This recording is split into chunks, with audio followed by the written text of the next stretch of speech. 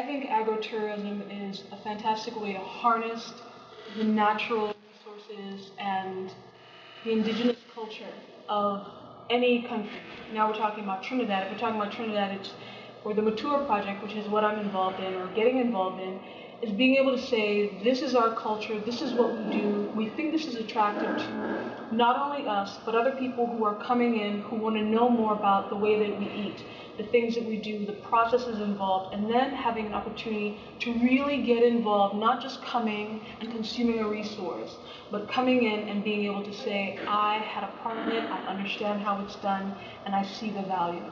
Oh, okay. What do you see as the benefits and challenges of undertaking such an operation? Oh my goodness, where do we start? There are so many. There's a question of buy-in by the community. Will the community buy into this idea? Will they see it as an encroachment onto their territory by another, group of people trying to take away something that they have?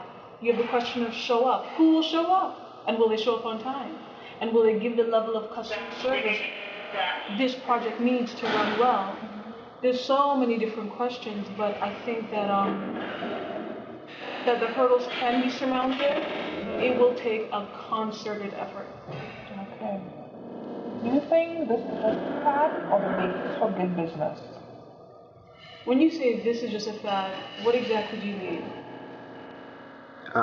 Is it something that because it's the newest thing with agriculture? Agro-tourism fad? Do you think it's a fad? Is it here to stay? No, I think agro-tourism is one link in the chain of sustainability, building a sustainable community.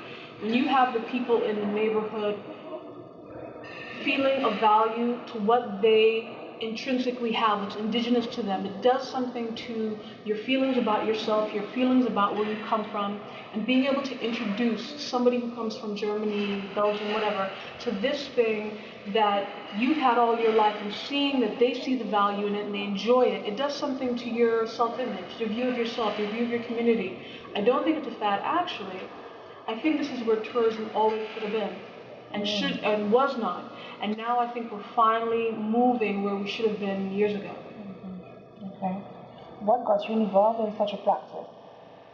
I used to do different things when I was living in the U.S. and I moved to sustainable practices and sustainable health coaching, and I'm very interested in sustainable agriculture and things related to it, because I know if you don't have a sustainable community, you're not going to have anything in 5 and 10 years to talk about.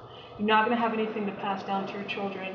And having something today that is a money maker, and then tomorrow is going to leave the next generation with a dearth or a desert-like condition, really doesn't make any sense. Okay. What do you foresee the future of these linkages to be? When you say linkages, are you speaking about all the different stakeholders who are here? Well, I think it's so helpful to hear other people's ideas. There's nothing like hearing what somebody else has experienced. There's nothing like hearing what somebody else did to overcome a hurdle that you are now facing, and see how they did it and understand how they did it and see best practices and sort of save money and time by learning from each other, and also knowing that you're not alone in this. I think it's invaluable.